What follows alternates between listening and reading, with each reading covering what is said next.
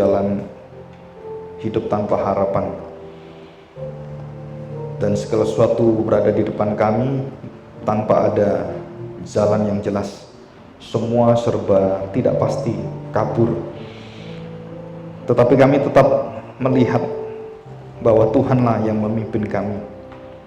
Bukan kegelapan, bukan keputusasaan, bukan tidak ada harapan, tetapi jika kami bersama dengan Tuhan, baik di lembah kekelaman, kami merasakan bahwa Tuhanlah yang menuntun kami. Kami akan mampu menghadapinya, bahkan di dalam hidup yang akan kami nikmati, baik dalam suka dan duka, semua bersama dengan Tuhan. Tuhan, bawalah hati kami supaya kami tetap setia di hadapan Tuhan, karena Tuhan yang setia menjaga kami, menopang kami, baik keluarga kami, pekerjaan kami, dan khususnya perkawinan pernikahan yang Tuhan satukan, dan tidak ada satu manusia yang bisa memisahkan. Dan hari ini kami akan belajar pengajaran khotbah di bukit di dalam hidup manusia yang penuh dengan dosa ini. Ajarlah kami Tuhan supaya kami memegang kebenaran-Mu melebihi daripada segala dosa-dosa kami, kasih-Mu melebihi daripada kegelapan hati kami, karena di dalam kebenaran kasih-Mu dosa ditaklukkan, dosa kami ditutupi, dan dosa kami dikalahkan. Terima kasih Tuhan, kami serahkan hati kami, ajarlah kami. Di dalam nama Tuhan Yesus dan dalam kuasa naungan Roh-Mu yang kudus, kami serahkan hati kami. Amin. Mari kita buka Matius pasal ke-5. Kita hanya membahas 2 ayat, tetapi pembahasan kita akan banyak. Kita akan belajar dengan kondisi yang ada, baik kondisi zaman Tuhan Yesus, kondisi zaman kita sekarang, dan kondisi yang ada di lingkungan kita, atau boleh kita katakan di Bandung. Ya, bagaimanakah perceraian terjadi di Bandung? Di antara semua provinsi yang ada, Bandung tertinggi di Indonesia perceraian. Dan gereja kita berada di kota Bandung, di Kabupaten Bandung. Ya, dan pusat daripada Provinsi Jawa Barat, ibu kotanya adalah Bandung. Ya, kita bukan memaparkan satu fakta, nanti saya lihat dan saya sudah upload. Kemudian kita akan melihat satu persatu kondisinya. Baik dunia sampai kepada Bandung. Perceraian itu sangat mengerikan sekali. Kita minggu lalu membahas tentang perzinahan. Tanpa konsep perzinahan dan konsep kekudusan yang benar, kita mengerti di dalam Alkitab, maka perceraian itu akan sulit sekali akan dilihat oleh kita sebagai orang percaya. Dan apakah diizinkan ataukah perceraian merupakan sesuatu yang harus dihadapi setiap pernikahan, ataukah perceraian itu adalah hasil dari zina dan harus bercerai? Dan kita akan belajar hari ini. Dan posisi gereja, dan khususnya posisi gereja ada 2, yang satu menerima perceraian, yang kedua menolak perceraian, dan yang kemudian menerima sesuai dengan apa yang Tuhan berikan, menolak sesuai dengan apa yang mereka mengerti, juga sesuai dengan firman Tuhan. Kok bisa ada 2 pendapat yang berbeda? Saudara, karena ada nilai-nilai kemanusiaan yang selalu mempengaruhi kita. Ada nilai-nilai yang sosial masyarakat yang terus akan menjadi preferensi kita. Jadi kita akan menetapkan boleh tidak bercerai, diizinkan atau terpaksa, dan lain-lain. Nah, kita akan belajar bersama-sama. Kita membaca Matius pasal 5 ayat 31 dan 32. Selalu kita tahu bahwa ini antitesis ya. Antitesis yang kedua. Kita melihat di sini antitesis yang yang ketiga, dari kedua dari yang berzina. Yang satu amarah, berzina, dan ini antitesis ketiga adalah perceraian. Matius pasal 5 ayat yang ke-31. Telah difirmankan juga, jadi yang menyambung yang pertama tadi yang tentang berzina, ini juga yang kedua. Siapa yang menceraikan istrinya harus, dan perkataan harus ini sebagai legalitas, harus memberi surat cerai kepadanya. Jadi surat cerai itu dibuat, kalau kamu bercerai itu harus suami, khususnya laki-laki yang menceraikan, ini konteksnya laki-laki. Dan tidak ada konteks perempuan menceraikan laki-laki di dalam hukum Taurat dan seluruh ketentuannya. Walaupun secara hukum masyarakat Israel diizinkan seorang wanita jika ada hal-hal tertentu yang memang melanggar hukum yang ada, melanggar mungkin ada baik itu kesehatan, nyawa, dan amoralitas, itu perempuan diizinkan untuk menuntut bercerai. Jadi yang kita pelajari adalah secara agamawi yang ada, ya, bukan secara umum bangsa Israel. Jadi tetap ada perempuan menceraikan suami, ada di bangsa Israel itu ada. Jadi bukan tidak ada. Itu pun kasus-kasus yang sangat khusus. Jadi dikatakan siapa yang menceraikan istrinya harus memberi surat cerai kepadanya. Nah, kata siapa yang menceraikan itu jelas laki-laki, jelas suami yang menceraikan dan bukan istri. Kenapa? Kan dikatakan memberi surat cerai kepada istrinya. Ya, ini yang pertama. Kedua, tetapi aku berkata kepadamu, jadi Tuhan Yesus melihat ini loh kondisi yang ada, menceraikan istrinya dan harus kasih surat cerai, dan itu yang terjadi dan tidak ditolak oleh Tuhan Yesus. Perhatikan ini, saudara. Hukum yang ada itu tidak dikatakan itu salah, bukan. Tapi Tuhan mau genapi. Tuhan mau menempatkan posisi kesalahan-kesalahan, mengapa ada surat cerai, kenapa harus diberi surat cerai. Nah, saudara, kenapa kamu bercerai? Dan itu sebelumnya tentang zina. Sudah dijelaskan Tuhan.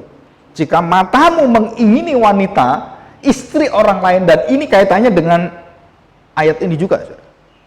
Dan kamu kemudian menceraikan istrimu, kamu berzina. Dan ini berkaitan soalnya konteks ayatnya. Ya. 32. Tetapi aku berkata kepadamu, setiap orang, dikatakan setiap orang yang menceraikan istrinya. Siapa ini setiap orang? Saudara, otomatis konteksnya adalah siapa yang menceraikan istrinya di atas. Bukan laki perempuan, bukan setiap orang, semua orang, bukan. Setiap orang artinya suami-suami, laki-laki yang punya istri itu, yang menceraikan istrinya kecuali karena zina. Nah, ini akan kita bahas secara khusus, kecuali karena zina. Dan kecuali karena zina ini tidak ada di Markus, tidak ada di Lukas yang membahas sama ayat ini. Markus dan Lukas saklek tidak memasukkan kecuali zina. Dan kalau Matius tidak ada, maka tidak ada perceraian dengan alasan apapun, tidak ada. Tapi karena Matius memasukkan kecuali zina, maka ada kasus perceraian diizinkan oleh Tuhan. Kenapa? Karena ada ayat ini. Jadi kita tidak bisa mengatakan bahwa tidak boleh ada perceraian, bahwa Kristen nggak boleh bercerai. Titik. Saudara, pernikahan Kristen tidak imun dan steril dari perceraian. Dan nanti saya akan buktikan, negara Kristen yang terbesar di dunia, Amerika, negara yang paling banyak perceraian. Kamu mau mengatakan nggak boleh cerai, kenyataannya cerai banyak. Dan itu orang Kristen semua. Dan ini adalah fakta. Kalau kita mengatakan nggak boleh cerai, faktanya cerai itu banyak. 50% pernikahan di Amerika bercerai semua. Ya. Jadi banyak orang mengatakan begitu sakleknya, mutlaknya memegang nggak boleh cerai, pokoknya nggak boleh cerai, kan hukum disatukan Allah tidak boleh. Betul, itu betul, dan 100% saya percaya itu benar. Tetapi karena dosa manusia, karena kedagingan manusia, terjadilah zina. Terjadilah penghinaan terhadap wanita, terjadilah pelecehan seksual, terjadilah banyak hal. Sehingga akhirnya mau tidak mau Musa memberikan izin untuk bercerai. Untuk melindungi masyarakat. Bukan melawan kehendak Allah, bukan. Saudara, ini berbeda. Jadi perceraian di dalam pernikahan Kristen itu tidak ada. Ya, betul. Tetapi karena kondisi dosa manusia, kaum Puritan mengizinkan bercerai. Reform mengizinkan bercerai. Dengan satu kondisi yang khusus, perkecualian. Dan itulah posisi yang ada. Dan banyak gereja tidak mengizinkan bercerai. Dengan kondisi apa? Lu kan disatukan Allah. Lu itu memang betul disatukan Allah tidak berdua. Memang betul, siapa yang bisa menyerahkan? Gak ada. Bangsa Israel bangsa yang diikat oleh Tuhan. Akulah Allahmu, kamu umatku. Ya, kenyataannya bangsa Israel dibuang oleh Tuhan, diceraikan oleh Tuhan. Betul nggak? Tapi Tuhan tetap setia balik lagi dia.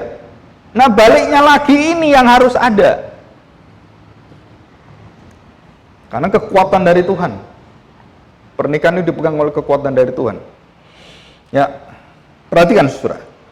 Saya ulangi ya. Setiap orang yang menceraikan istrinya kecuali karena zina, ia menjadikan istrinya berzina. Dan siapa yang kawin dengan perempuan yang diceraikan, bukan hanya istrinya orang lain juga, ia berbuat zina. Kenapa tidak diizinkan? Saudara, karena dosa perzinahan itu akan merusak seluruh tatanan kebaikan sosial masyarakat keluarga. Ya. Ada orang menyebut kakek neneknya itu mamanya. Kenapa? Karena hasil cucunya itu akhirnya berhubungan dengan kakeknya dan punya anak. Gimana kamu nyebutnya? Cucu diperkosa kakeknya, terus punya anak. Nah, anaknya manggil mamanya, anak ini siapa? Oh, ini kan saudara mamanya. Tapi cucunya dia. Gimana? Jadi kerusakan bukan cuma soal kerusakan hubungan laki-laki perempuan. Setelah itu perceraian itu kerusakan yang begitu besar dan begitu mendunia sebenarnya. Dan kenapa Tuhan Yesus masukkan perceraian ini di dalam pembahasan khotbah di bukit? Karena itu berhubungan dengan perzinahan. Ya. Nah, kita akan pelajari. Coba kita lihat. Ya, kita lihat. Nah, Saudara perhatikan baik-baik. Referensi ayat yang saya berikan Matius ini dan sebelumnya ayat 27 juga sama. Terus Matius 19. Kita lihat Matius 19 yang lebih tegas. Matius 19. Ya, mulai dari ayat yang keempat. Ya, jawab Yesus. Ya, dari pertanyaan apa? Apakah diperbolehkan orang menceraikan istrinya dengan alasan apa saja? Nah, garis bawahi. Apa saja, saudara? Tidak boleh kecuali zina. Kalau lihat Matius 5 tadi. Selain zina, apa saja tidak boleh. Nggak cocok makan, nggak cocok minum karena masuk mukamu, karena macakmu menor dan semuanya, itu boleh dicerai. Menurut Rabi Hilal, Samai, Akiba, dan rabi-rabi yang lain. Perempuan diceraikan karena mungkin lupa pakai lipstik, itu bisa dicerai. Masa gosong, kok gosong, kurang ajar kamu, cerai, tak talak kamu. Nah, itu diperbolehkan dan dilegalkan dan sah. Bayangin nasibnya perempuan. Dan waktu Tuhan Yesus mengatakan tidak ada alasan bercerai kecuali zina. Artinya dia sedang menghapus seluruh ajaran rabi-rabi Simei, Hilal, dan semua Akiba dan rabi-rabi yang lain yang merusak seluruh kondisi keaslian Taurat. Dan waktu Tuhan Yesus berdiri, dia mengatakan kalimat ini. Tidak tahukah, dikatakan, kamu baca bahwa ia menciptakan manusia sejak semula menjadikan mereka laki-laki dan perempuan. Dan firman-Nya, sebab itu laki-laki akan meninggalkan ayahnya dan ibunya dan bersatu dengan istrinya, sehingga keduanya itu menjadi satu daging, satu manusia laki-laki dan perempuan. Demikianlah mereka bukan lagi dua, melainkan satu. Karena itu apa yang dipersatukan Allah tidak boleh diceraikan manusia. Yang boleh siapa menceraikan? Allah. Bagaimana menceraikan? Mati dan zina. Dan itu alasan Alkitab. Mati dan engkau melawan perjanjian pernikahan, berzina. Engkau merusak perzinahan, engkau merusak pernikahan dengan berzina. Alasan yang lain Tuhan tidak terima. Alasan apa saja? Enggak ada. Dikatakan tidak ada alasan apa saja. Karena dari mulanya Tuhan menciptakan semua dan tidak ada bercerai. Sudah jelas sekali, posisi kita adalah kita menolak perceraian dan tidak melegalkan perceraian. Gereja tidak boleh menceraikan pasangan. Jadi kalau orang datang ke gereja, Pak saya boleh cerai, jangan tanya saya, jangan minta ACC saya, karena tidak mungkin saya ACC kamu bercerai. Karena tidak boleh. Loh karena suami saya gini, nah karena dosa suamimu dan karena kamu begini, gak mungkin kamu hidup, terus dia punya istri 3, terus kamu ditinggalkan, tanggung jawab bagaimana? Terpaksa surat untuk bercerai, supaya tanggung jawab suamimu, memelihara anakmu, dengan surat cerai itu secara hukum, dia tanggung jawab menjamin kamu, menjamin anak-anakmu. Nah ini tujuan surat cerai. Banyak orang tidak setuju bercerai, salah besar. Karena bercerai bukan melawan hukum satu daging penciptaan, bukan saudara. Tapi ada dosa yang harus ada belas kasihan untuk menjaga istri dan anak-anaknya secara hukum. Jadi kalau mau cerai boleh, pelihara anakmu sampai umur 21 tahun. Sampai dia dewasa bisa cari uang sendiri. Kamu harus tanggung anakmu. Lu nggak mau cerai, ya balik. Nggak mau cerai, ya balik lagi ke istrimu. Tapi udah nggak suka gimana? Nggak mungkin nggak suka. Wah, anak 7 kamu nggak suka gimana? Kalau nggak punya anak bisa kamu nggak suka. Wah, anak 7 nggak suka gimana kamu tuh?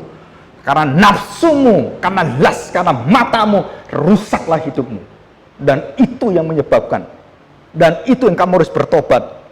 Dan jika Daud bisa bertobat diterima Tuhan, dan anak-anak Daud dan Batseba dikuduskan Tuhan, maka perkawinan itu ada penebusan dari Tuhan.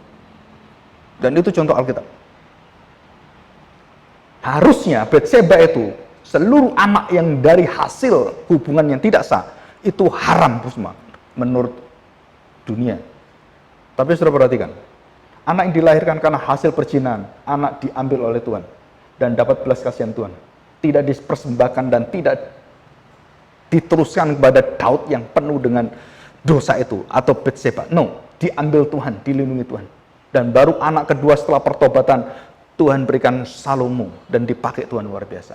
Bisa nggak? Bisa. Dan ini adalah contoh perceraian, perusakan, perzinahan dan semuanya. Dan Tuhan bisa pulihkan. Ya. Dan ada di Alkitab. Dan itu cara berpikirnya seperti itu. Ya. Nah, saudara, kita melihat Markus 10 ayat 9, Lukas 16 ayat 18 tidak memasukkan tanpa kecuali zina. Jadi tidak dimasukkan. Menunjukkan ketegasan kitab Injil Markus dan Lukas itu. Sedangkan Matius kondisinya adalah bangsa Israel, bangsa Yahudi begitu bobroknya sehingga terjadilah perceraian-perceraian yang dengan alasan-alasan dan didukung oleh laki-laki dan rabi-rabi itu yang mencari keuntungan untuk membenarkan perceraian, membenarkan suami-suami dan dengan pola rohani. Dan Tuhan Yesus hantam semuanya ini. Dengan alasan apapun, tidak ada alasan apapun. Dari semula tidak ada alasan. Laki-laki dan perempuan bersatu dalam daging dan disatukan Tuhan, tidak boleh dipisahkan manusia. Jadi yang memisahkan percabulan dan perzinahan. Saudara, kita baca Kolose pasal 3. Apa hukumnya? Saudara, mengerikan sekali. Kolose pasal 3. Ayat 18. Coba kita lihat ya. Hai istri-istri, tunduklah kepada suamimu sebagaimana seharusnya di dalam Tuhan. Hai suami-suami, kasihlah istrimu dan janganlah berlaku kasar terhadap dia. Hai anak-anak, taatilah orang tuamu dalam segala hal, karena itulah yang indah di dalam Tuhan. Diikat dengan satu hubungan perjanjian keluarga. Semua. Saudara nggak bisa melawan ini. Kalau mau keluargamu damai sejahtera, diberkati Tuhan, umurmu panjang dan semua dengan damai sejahtera, saudara terapkan ayat-ayat ini. Jangan melawan ayat ini. Baik anak, baik suami, baik istri, baik papa, baik mama, semuanya terapkan ini. Nah, saudara perhatikan, ya kita lihat sekarang. Efesus, saya buka yang di dalam, sebentar. 1 Korintus pasal 7. 1 Korintus pasal 7 ayat 1.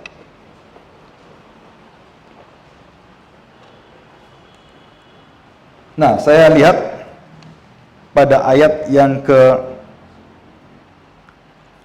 11. Dan jikalau ia bercerai, ia harus tetap hidup tanpa suami atau berdamai dengan suaminya. Dan seorang suami tidak boleh menceraikan istrinya. Jadi sudah jelas sekali, tidak boleh menceraikan istrinya.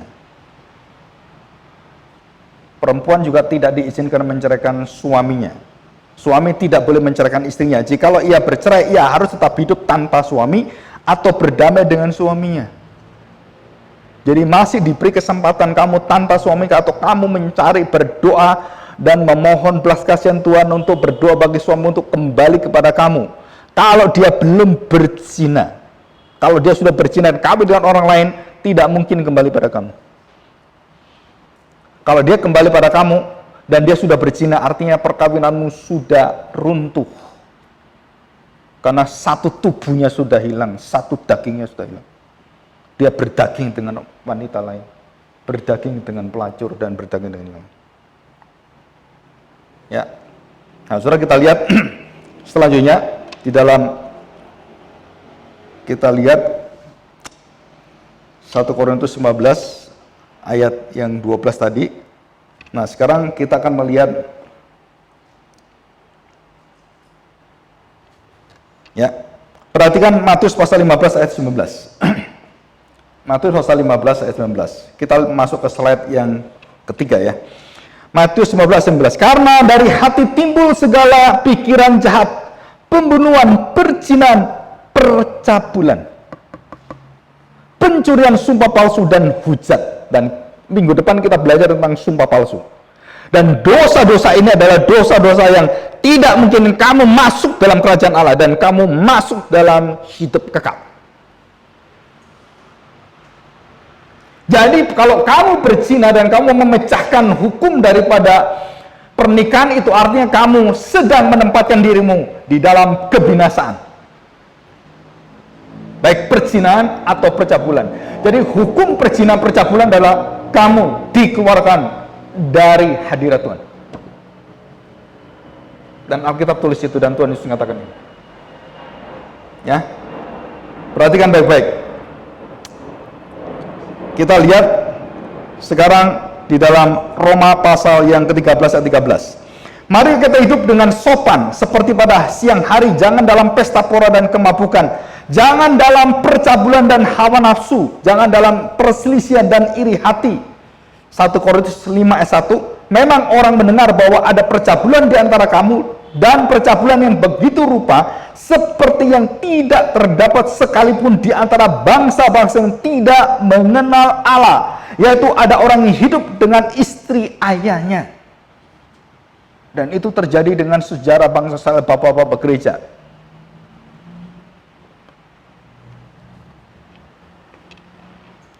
Ya. Jadi perhatikan saudara. Orang-orang yang bercabul berzina tanpa pertobatan dan tanpa kasih dan belas kasihan Tuhan, orang-orang itu akan masuk dalam kebinasaan. Jadi Tuhan Yesus sedang membahas dosa-dosa yang membinasakan kamu. Amarah, perzinahan, perceraian. Dosa-dosa membawa kamu dalam kebinasaan. Jadi sebenarnya dibahas Tuhan Yesus adalah bahasa-bahasa yang sangat tajam dan membongkar hati, dan tidak seperti rabi-rabi yang melunakkan, nggak apa-apa, kamu berzina juga, ya Tuhan nanti ampuni, nggak apa-apa. No! Jika kamu berzina dalam pikiranmu, dalam pikiran yang cabul itu, maka kamu masuk dalam kebinasaan dan kamu sudah dekat dengan bau pintu api neraka, Gehenna. Oke, kita masuk. Saudara, berbuat zina itu ada dua macam. Satu, perbuatan zina yang dilihat dan berzina bersetubuh. Yang kedua, berzina yang tidak dilihat dan hanya Tuhan lihat, dalam pikiranmu, dalam hatimu, yang disebut sebagai pornea, pornografi, pornea, yang mendidik orang untuk melakukan perzinahan nanti secara mokia. Saudara, dari manakah mokia? Dari pornea. Dari manakah pornea? Dari kemampuan manusia bisa bernafsu. Manusia bisa bernafsu, bisa menikah, dan semuanya itu adalah kekudusan di hadapan Tuhan, karena satu wanita, satu laki-laki dan diizinkan menikmati hubungan itu dalam kekudusan, dan sudah cukup bagi manusia untuk melakukan satu laki-laki dan satu perempuan, dan tidak diperbolehkan 2, 3, 4, 5, 6, 7, 8, 9, 10. Tetapi dalam perjanjian lama, banyak orang bertanya, kenapa Abraham istrinya banyak, kenapa Daud istrinya banyak, kenapa Salomo istrinya 700, gundiknya 300. Saudara perhatikan baik-baik. Kamu ingin berdosa seperti mereka?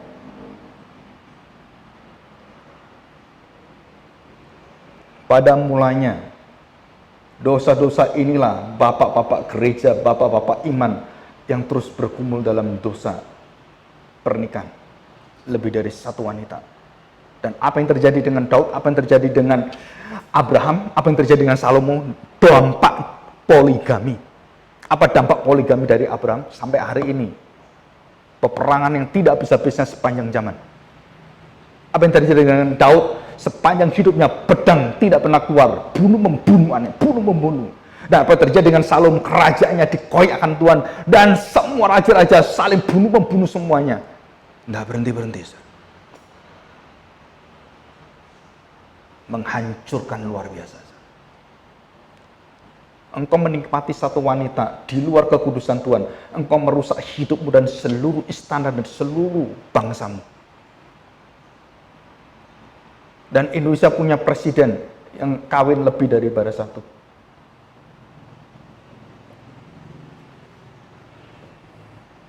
Saudara, itu sulit sekali dipahami.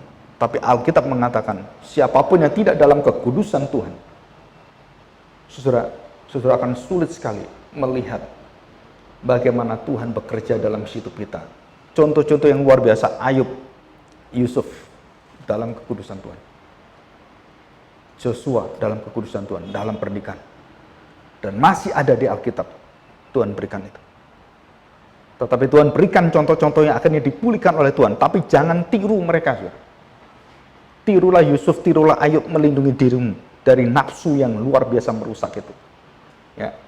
Saudara perhatikan perkataan cerai digunakan oleh Yusuf waktu ingin menceraikan Maria dengan diam-diam.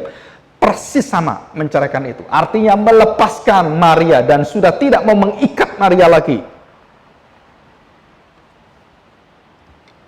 Saudara, jadi Tuhan sekarang tidak mengikat janjinya dengan kamu waktu kamu berzina. Tuhan lepaskan itu, jadi kamu hidup tanpa janji Tuhan, tanpa kesetiaan Tuhan, dan kamu sedang merusak hidupmu sendiri.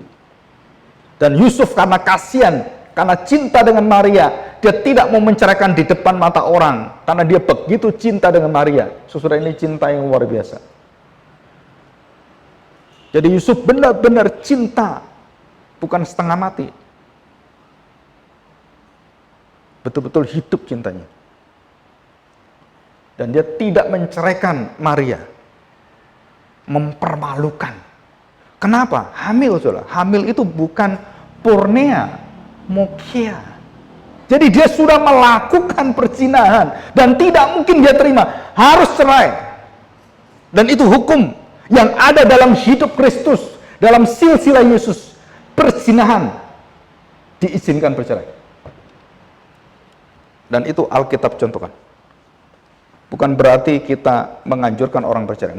Di dalam pernikahan Kristen tidak ada cerai. Tapi karena dosamu, karena Maria, Yusuf tidak tahu berbuat dosa, dan di dalam kok bisa sampai punya anak. Wah, dia nggak bisa terima, tapi dia sangat cinta, dia tidak mau mempermalukannya. Dia diam-diam sebelum dia menceraikan, malaikat datang dan memberitahu, anak yang kamu pikir haram itu adalah anak Maha Kudus dari surga.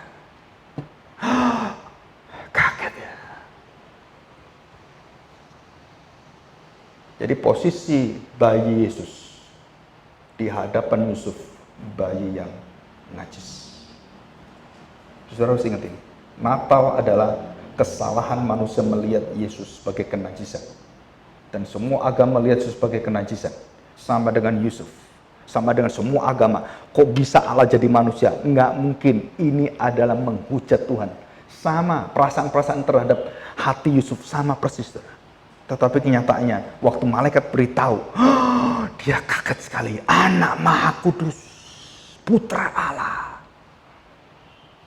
Saudara, sangat kudus sekali, Maha Kudus. Saya bersyukur, saya percaya Yesus akan memuliakan Yusuf dan Maria melebihi daripada pasangan suami istri. Karena dialah secara fisik jasmani orang tua Yesus. Tetapi bukan berarti Yusuf atau Maria menjadi Tuhan kita. Kita menghormati, dan Tuhan Yesus menghormati. Maria diberkati luar biasa. Dan tidak ada seorang wanita sepanjang zaman yang rahimnya itu diberkati. Ya. Oke, saudara, jadi di sini kita melihat arti porneia dan moksha. Jadi yang dipermasalahkan Tuhan Yesus, kita lihat ayat ini. Coba kita lihat ya. Kita kembali ke Matius pasal yang kelima. Matius pasal kelima ayat 31, 32. Kita lihat. Perhatikan, siapa yang menceraikan istrinya harus memberi surat cerai kepadanya. Tetapi aku berkata kepadamu, setiap orang yang menceraikan istrinya kecuali karena zina, ia menjadikan istrinya berzina. Nah, zina pertama adalah, saudara perhatikan, menceraikan istrinya kecuali karena zina itu adalah porneia, bukan moksha. Yang kedua, ia menjadikan istrinya berzina, itu moksha. Tidak kata yang sama, saudara, tapi bahasa Indonesianya podo. Nah, ini yang membuat kita sulit mengerti firman Tuhan ini di sini. Jadi kenapa menjadikan istrimu berzina kalau kamu menceraikan dengan pikiran yang porneia itu? Tuhan Yesus sudah memberitahukan apa arti zina di dalam nafsu matamu itu semua. Jadi saudara, kenapa terjadi moksha? Karena kamu sudah memulai dengan porneia. Jadi sebelum kamu menceraikan istrimu, kamu sedang memelihara ke wanita lain, dan kamu buang istrimu, kamu sudah mengingini semua. Dan sebelum kamu jatuh di sana, potong ini cepat dan kembali pada istrimu dan bersuka dengan istrimu, dan itu tertolong. Tapi karena kamu memelihara ini menjadi aorist, menjadi present indikatif participle, menunjuk terus dan terus menerus, kamu lihatin terus, dan kamu sedang dalam kebinasaan di hadapan Tuhan. Saudara-saudara pikir menceraikan istri adalah dosa yang ringan? No. Disamakan dengan penyembahan berhala. Artinya kamu di luar Allah. Sama dengan orang yang diceraikan terus saya kawinin, kamu di luar Allah. Kamu sedang mencemarkan dirimu dengan istri yang diceraikan. Jadi orang Kristen, kalau saya Kristen, saya belum pernah menikah, saya kawin dengan orang yang diceraikan atau diam-diam bercerai, artinya adalah saya berzina, moksha, bukan porneia. Saudara, kita lihat, kita pelajari sekarang, ya, percabulan dan semuanya kita melihat. Nah, saudara, kita lihat yang ke slide yang keempat. Tidak boleh ada alasan apapun. Tuhan Yesus tidak memperbolehkan dengan alasan apapun kecuali Tuhan yang berikan alasan. Mati, dan yang sangat-sangat tidak mungkin bisa diterima kalau kamu melakukan perzinahan yang dalam porneia seksual kebejatan. Nah, saya senang istilah bejat. Bahasa Jawa ini sebenarnya. Karena kenapa? Adalah bukan cuma nafsu seksual yang umum, tapi nggak umum. Ini yang dipelihara, yang terus merusak pikiranmu dan mengikat kamu dalam kegelapan itu, dan kemudian kamu masuk dalam porneia. Artinya kebejatan nafsu seksual. Saudara harus tahu, jika kamu melakukan ini satu kali seumur hidup, dampaknya adalah kamu diikat oleh dia seumur hidupmu. Dan ini bahaya sekali. Karena kita tidak bisa keluarkan dosa ini, kecuali Roh Tuhan, Roh Kudus yang memulihkan kamu. Tetapi daging kita, kebiasaan-kebiasaan kita seperti alkohol dan semuanya, drugs ataupun narkoba, saudara, daging kita itu akhirnya masih ada mengingininya, dan kamu harus berjaga-jaga seumur hidupmu. Dan ini bahaya sekali, saudara, karena sekali waktu itu meledak, kamu akan jadi seperti Daud. Di situ, ya, perhatikan. Dan dikatakan di sini, saudara, apapun alasannya, apa sih alasannya, saudara? Gampang, nggak suka, dislike. Pokoknya suami lagi gini, istrinya nggak cocok. Wah, ini dia mulai pikir-pikir mau tak cerai kamu. Selama hal seperti itu tidak ada wanita lain, aman keluarga itu. Begitu mulai ada zina, maka alasan itu digunakan untuk menceraikan istrinya. Betul? Kalau belum ada yang sandingannya lain, terjadi seperti itu masih bisa, oh ya udah gitu. Tapi begitu matanya melihat kepada wanita lain dan mengininya, maka memakai alasan-alasan yang seperti ini, yang tidak menyenangkan, yang menjengkelkan, mulai jadi alasan dan cari dan kemudian dihantam keadaan istri untuk diberi surat cerai, dan gampang sekali. Bahkan bayar pun bisa. Di Indonesia juga sama. Ya.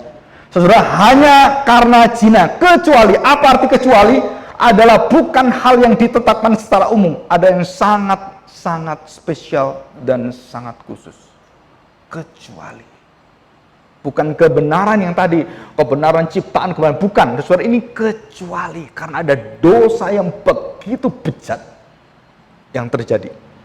Dan kemudian bapak-bapak gereja seperti Wayne Grudem dan semua, termasuk Asis Paul, saudara, penemuan-penemuan semuanya, bahkan orang-orang yang melebihi kejahatan, membunuh istrinya, membahayakan nyawa istrinya, dan sampai menyiksa istrinya sampai mati, boleh memisahkan diri,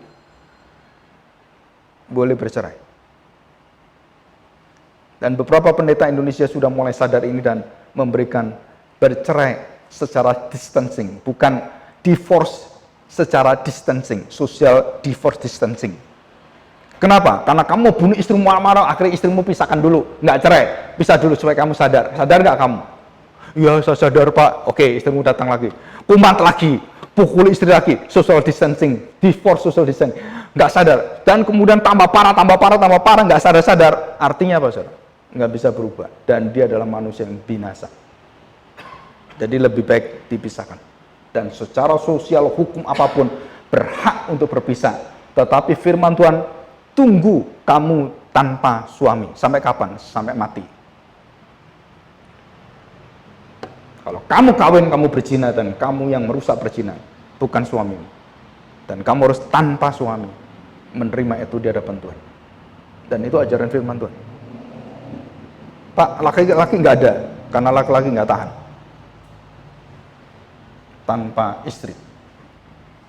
Perempuan tanpa suami bisa, karena Alkitab tuliskan wanita-wanita, istri-istri bisa tanpa suami. Tapi suami tanpa istri, mana tahan? Kebanyakan nggak tahan. Ya. Nah, saudara perhatikan, Rabi Samai, perbuatan zina dilarang oleh dia. Ya, dilarang dengan perkataan erva itu tertangkap basah. Kamu nggak boleh berzina, tapi kalau istrimu ketangkep basah, Yohanes 8, masih ingat? Wanita ketangkep basah, nah itu erva.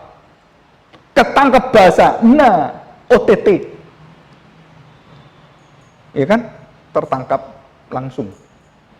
Kalau ketangkep basah, cerai, boleh cerai. Tuhan Yesus, bukan itu. Sebelum kamu tangkap basah, kamu memandang wanita, kamu sudah mau bercerai. Luar biasa Tuhan Yesus. Dan tidak ada rabi yang bisa mengajar melebihi Tuhan Yesus. Dan sama dengan kita semua, kalau kamu ingin keluargamu nggak bercerai, jangan sekali memandang wanita dan mengingini, atau laki-laki kamu pandang kamu ingini, maka disitulah kamu akan hancur hidupmu. Jadi sebelum itu merusak semuanya, dari benihnya langsung cabut buang. Jangan pernah mengingininya. Oh ganteng ya, Lee Min Ho. Kalau punya suami kayak dia ya, aduh, disayang-sayang. Kamu sudah masuk dalam pornia. Walaupun seperti pungguk merindukan bulan. Karena Lee Min Ho di Korea, kamu di Bandung. Cuma kamu dosa di dalam halusinasi, ilusi. Dan itu akan dilatih oleh setan. Dan nanti ada ketemu baru kamu tahu. Ya.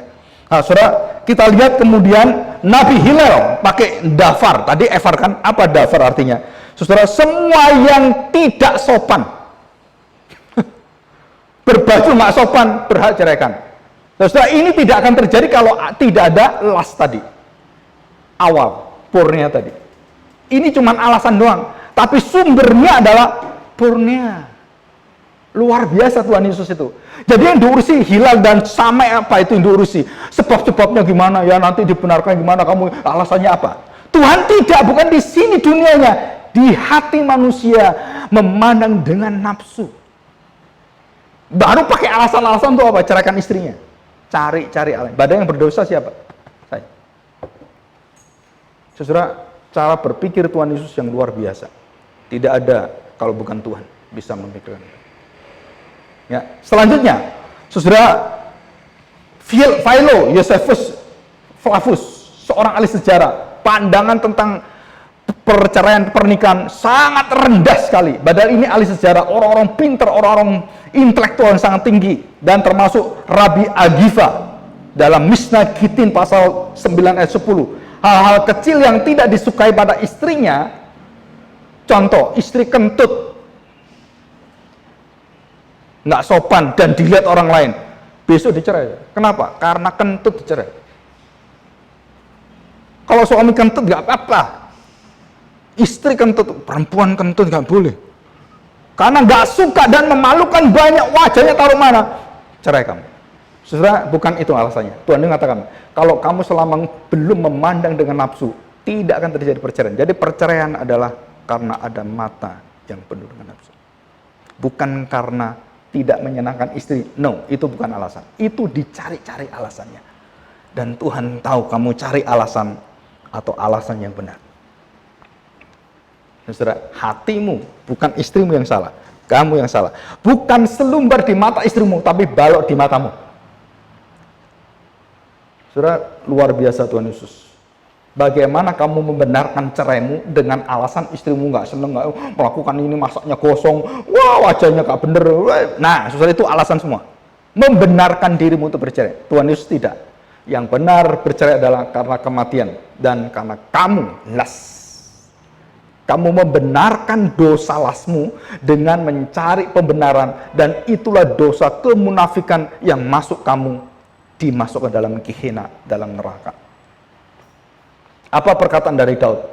Binasalah saya, harusnya saya mati binasa, harusnya orang itu binasa.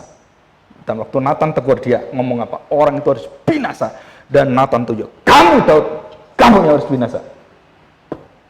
Karena Mukia berasal dari Purnia.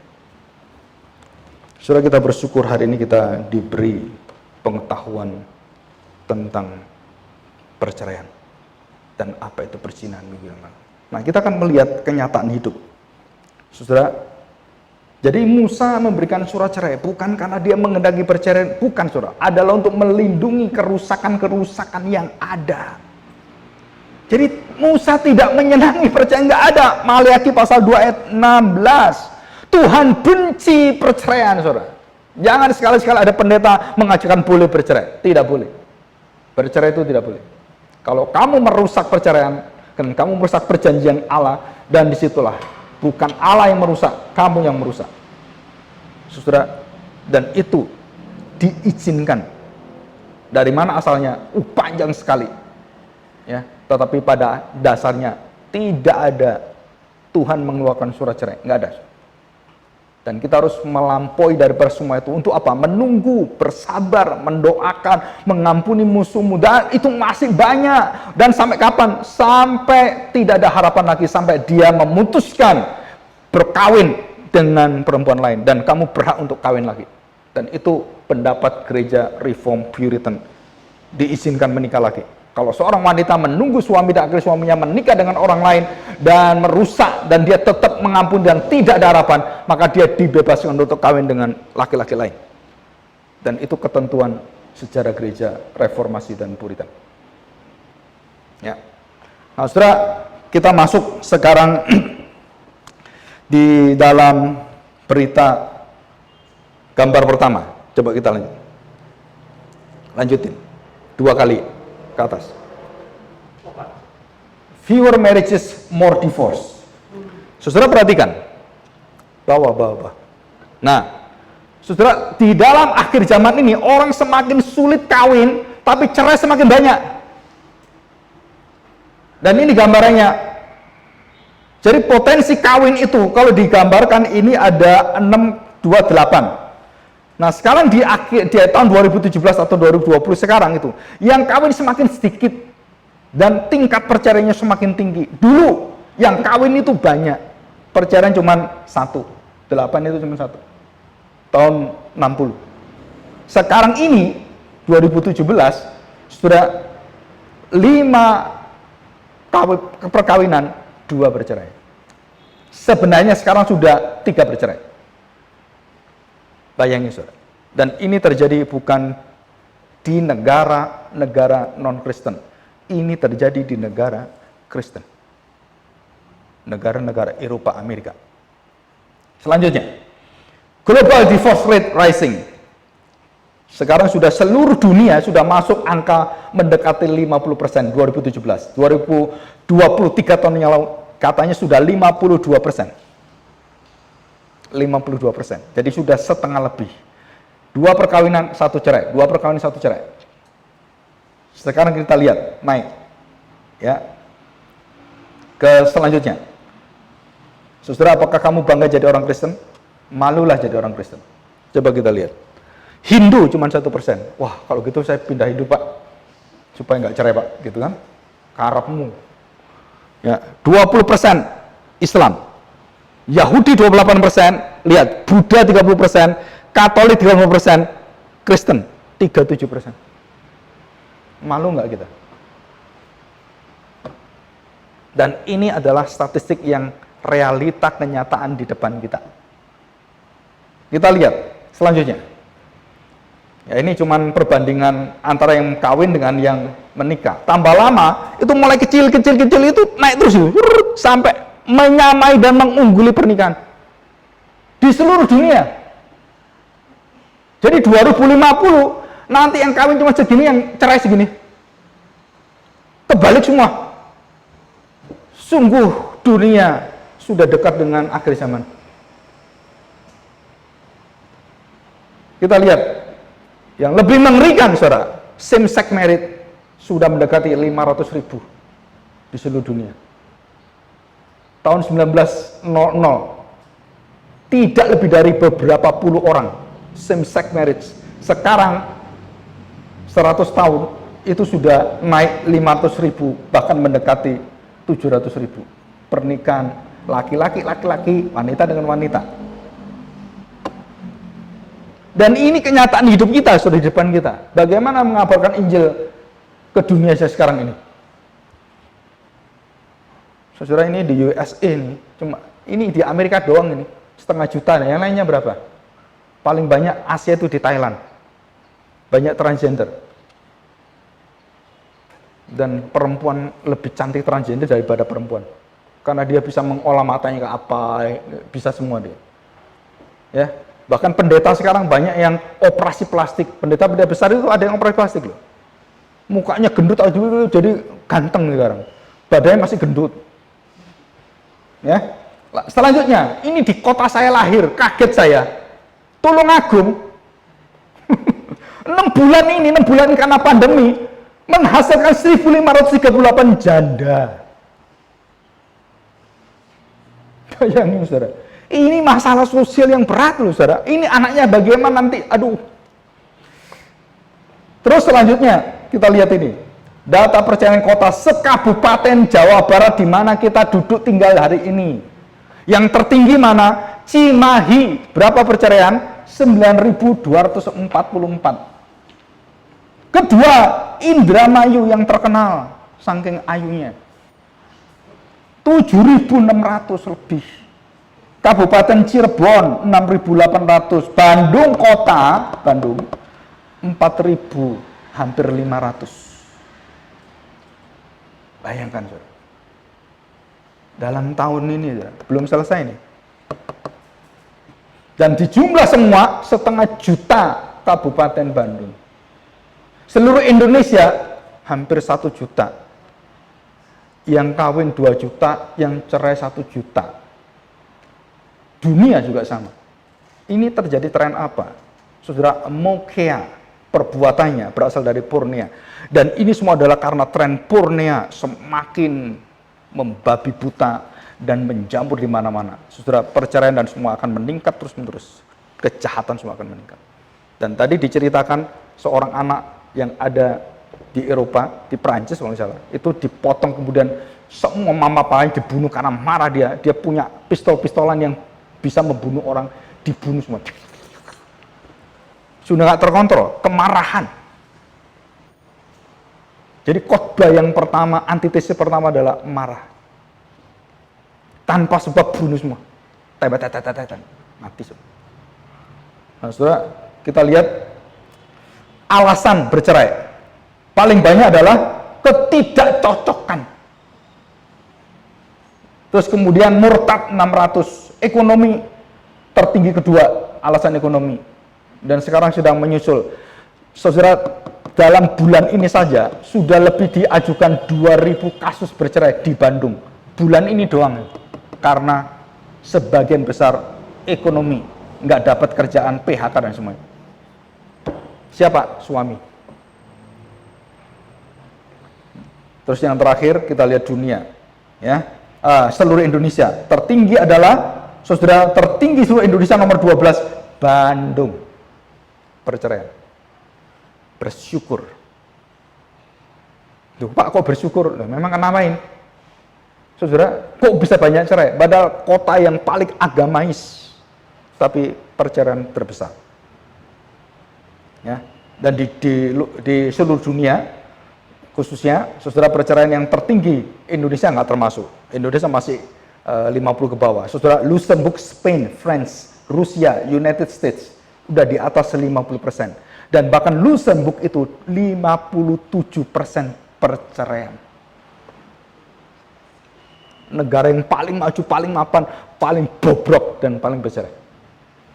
Bukan karena agama orang bisa kemudian damai tanpa cerai, bukan karena kekayaan, karena sejahtera, bukan. Menunjukkan yang agama, kesejahteraan semua, di situ pabriknya orang bercerai. Saudara, hati yang kudus mencegah pornea. Itulah satu-satunya jalan Alkitab katakan. Mari kita berdoa. Kami bersyukur di hadapan-Mu Bapa. Kami bersyukur karena Engkau memberikan kepada kami betapa rapuh dan rentannya hati kami. Sehingga kami melihat sifat-sifat manusia yang jatuh dalam dosa, yang tidak ada harapan. Bukan karena kekayaan, bukan karena kemiskinan, bukan karena kemapanan, bukan karena agama yang tinggi, bukan karena intelektual bisa melindungi kami dari dosa-dosa perzinahan dan dosa amarah, dosa perceraian. Tetapi hati yang takut akan Tuhan, hati yang kudus di hadapan Tuhan, hati yang sungguh-sungguh melihat Tuhan, menjaga dengan setia. Dan disinilah Tuhan, kami percaya, kami melihat negara yang menyatakan diri sebagai orang Kristen yang paling banyak, negara yang paling banyak bercerai. Kami bukan malu terhadap Engkau, tapi kami malu terhadap diri kami sendiri. Tuhan, jagai kami dari mata kami yang penuh dengan nafsu, hati yang tidak terkontrol dengan kemarahan. Biarlah tangan kaki kami dicungkil supaya sempurna, mata kami juga diambil oleh Tuhan, supaya kami sempurna, karena tidak ada kekudusan tanpa kesempurnaan. Di dalam Kristuslah kami ditolong. Di dalam Kristuslah kami mendapatkan jalan yang indah. Kami dinyatakan, kami diproklamirkan bahwa kami sudah ditebus dan tidak ada dosa yang bisa menghalangi kami dari kasih Kristus. Terima kasih Tuhan untuk jaminan ini. Bukan berarti kami diperbolehkan, diizinkan, atau dianjurkan untuk melakukan perceraian. Sungguh itu di luar daripada semua pemikiran kami. Yang kami lihat adalah kesetiaan Tuhan yang melindungi akan seluruh keluarga kami. Terima kasih Tuhan. Terima kasih Bapa. Terima kasih Roh Kudus. Kami serahkan hati kami, pakailah keluarga kami dan pakailah kami, suami-suami, istri-istri, di dalam kesabaran dan buah Roh Kudus-Mu, menjadi model, menjadi terang dan garam kepada dunia yang gelap ini. Terima kasih Tuhan. Di dalam nama Tuhan Yesus kami serahkan doa kami. Amin.